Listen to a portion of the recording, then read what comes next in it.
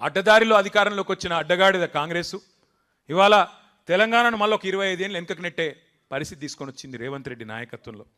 గ్యారంటీల గారడీలతోని గద్దెనెక్కిన రేవంత్ రెడ్డి ఇవాళ వడ్డిచ్చిన విస్తర్ లాంటి రాష్ట్రాన్ని కుక్కలు చింపిన ఇస్తారు చేస్తూ ఉన్నాడు.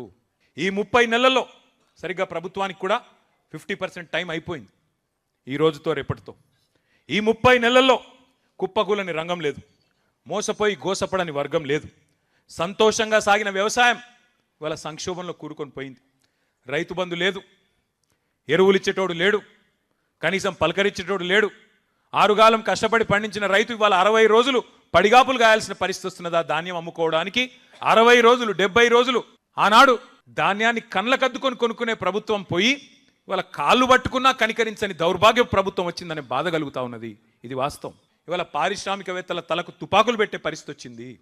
ఇక్కడ నుంచి పారిశ్రామికవేత్తలు గుజరాత్కు, తమిళనాడుకు, ఆంధ్రాకు పారిపోయే పరిస్థితి వచ్చింది. ఇవాళ బదనాం చేయాలనే ఉద్దేశంతో సాగునీటి ప్రాజెక్టుల మీద కేసీఆర్ ఆనవాళ్ల మీద కుట్రతో కక్షగట్టి చెరిపేసే ఒక చిల్లర ప్రయత్నం జరుగుతున్నది. గోదావరి కృష్ణా జలాలను కూడా గురువు గారికి సంతర్పణ చేసే కార్యక్రమం చేస్తున్నాడు రేవంత్ రెడ్డి గారు. 70 లక్షల మంది తెలంగాణ రైతన్నల నోట ఇవాళ ఒకటే మాట వినబడుతున్నది. 4 సార్లు రైతు బంధును ఎగ్గొట్టిన నయవంచకుడు రేవంత్ రెడ్డి, యూరియా కూడా ఇవ్వని చేతగాని అసమర్థ ముఖ్యమంత్రి రేవంత్ రెడ్డి, పంటను కొనలేని సన్నాసి రేవంత్ రెడ్డి. ఇది నేను చాలా పొలైట్గా మాట్లాడుతున్నా, మళ్ళా ఈయన అహంకారం గిహంకారం అని మాట్లాడతారు.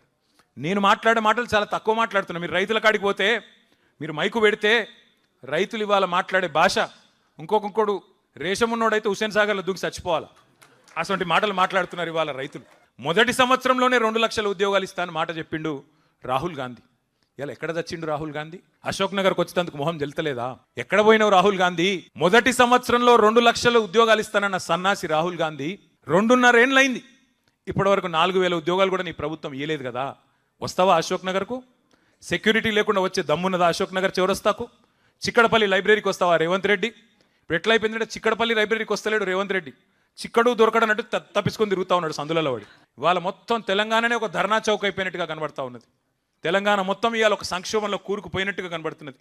పంటలు కొనండి మహాప్రభో అని కాళ్ళు పట్టుకుంటున్న అన్నదాతల ఆక్రందనలు ఒకవైపు, జాబ్ క్యాలెండర్ ఏమైంది అని పోరాటం చేస్తున్న నిరుద్యోగ యువత నిరసనలు మరొక వైపు, ఉద్యోగులకు వెన్నుపోటు. 6 నెలలనే పీఆర్సీ అన్నాడు. 2.5 ఏళ్ళు అయింది కదా.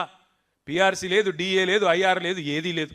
రిటైర్డ్ ఉద్యోగులు మరి వారి పరిస్థితి ఇంకా దయనీయంగా ఉంది. ఒక్క ఇటుక పేర్చకుండా ఇవాళ 4 లక్షల కోట్ల అప్పును నెత్తి మీద రుద్దిండు రేవంత్ రెడ్డి. చెప్పాలంటే చాలా ఉన్నాయి కానీ ఒకటి మాత్రం పక్కా, ఇవాళ తెలంగాణ ముక్త కంఠంతో కోరుతున్నది ఒకటే, కాంగ్రెస్ పోవాలే, కేసీఆర్ తిరిగి రావాలే.